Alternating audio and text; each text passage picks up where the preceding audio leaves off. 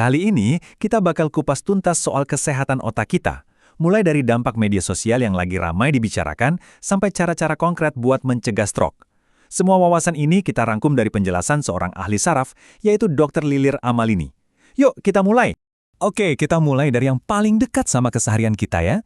Pertanyaannya, benar nggak sih media sosial itu bisa merusak otak? Mungkin Anda pernah dengar istilah populernya, brain rot. Istilah brain rot ini memang bukan istilah medis resmi ya, tapi gejalanya itu loh, nyata banget. Pernah nggak sih ngerasa gampang bosen, nggak termotivasi, atau rasanya otak tuh kayak tumpul? Nah, itu bisa jadi efek dari scrolling yang berlebihan. Jadi apa sih yang sebenarnya terjadi di otak kita pas lagi asyik scrolling? Kuncinya ada pada zat kimia bernama dopamin. Anggap aja ini semacam kurir di sistem saraf kita yang ngasih sinyal rasa senang, motivasi, dan penghargaan. Gini siklusnya, kita lihat konten video pendek yang seru, langsung deh otak kita kebanjiran dopamin. Rasanya seneng kan? Tapi, lama-kelamaan otak kita jadi semacam kebal.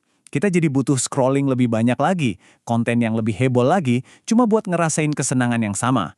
Inilah yang disebut dopamin makanan sampah. Eits, tapi tenang dulu, ini bukan kerusakan permanen kok.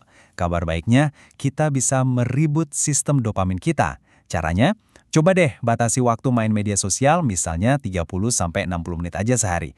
Terus ganti dengan aktivitas di dunia nyata kayak baca buku atau main alat musik. Latih juga otak untuk fokus ke satu hal pada satu waktu. Dan yang paling krusial, pastikan tidur Anda cukup.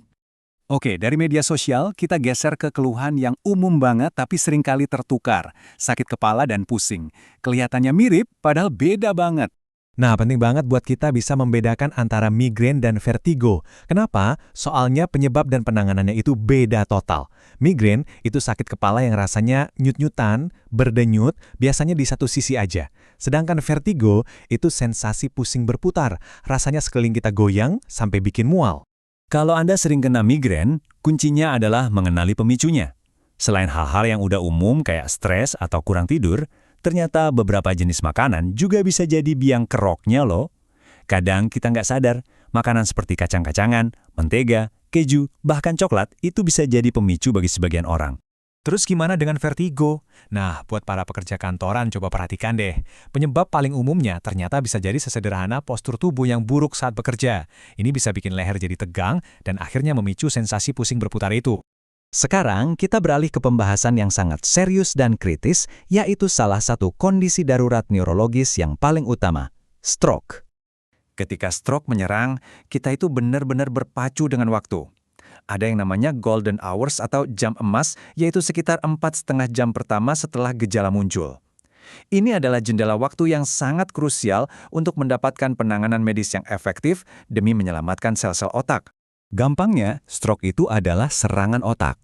Penyebabnya ada dua, pembuluh darah di otak tersumbat atau malah pecah. Karena kejadiannya sangat mendadak, penting banget buat kita untuk mengenali gejalanya dan tahu persis apa yang harus dan tidak boleh dilakukan. Nah, ini bagian yang super penting. Tolong perhatikan baik-baik, ada banyak mitos penanganan stroke yang bukan cuma salah, tapi juga sangat berbahaya. Jangan pernah menusuk jari dengan jarum atau mencoba memberi minum. Itu semua cuma buang-buang waktu emas. Yang wajib dilakukan adalah segera panggil ambulans, catat jam berapa persis gejalanya mulai, dan langsung bawa ke rumah sakit yang punya alat CT scan. Kenapa CT scan? Karena alat ini bisa cepat mendeteksi penyebab stroke-nya, apakah sumbatan atau pendarahan, dan itu akan menentukan tindakan medis selanjutnya. Bertindak cepat itu hasilnya luar biasa. Dengan perawatan medis yang sigap dan tepat, sekitar 30% pasien stroke punya kesempatan untuk pulih total, kembali seperti sedia kala. Tentu, pertanyaan terbesarnya adalah, gimana cara kita mencegah semua ini terjadi? Nah, mari kita bahas 8 pilar penting untuk menjaga kesehatan otak kita dalam jangka panjang. Penting untuk diingat, otak kita itu nggak kerja sendirian. Dia adalah pusat komando dari sebuah jaringan super canggih yang kita sebut sistem saraf. Jadi, kalau kita mau melindungi pusat komandonya, ya kita harus merawat seluruh jaringan kabelnya. Logis kan? Inilah 8 pilar esensial untuk kesehatan otak seumur hidup. Mulai dari pola makan sehat, kelola kolesterol dan gula darah, jaga tekanan darah tetap normal, rutin berolahraga, pastikan cukup tidur, hindari merokok, dan jaga berat badan ideal. Mungkin kedengarannya seperti nasihat kesehatan biasa ya, tapi jangan salah. Dengan menjalankan 8 kebiasaan ini secara konsisten, kita bisa mencegah hingga 80-90% kasus stroke. Luar biasa!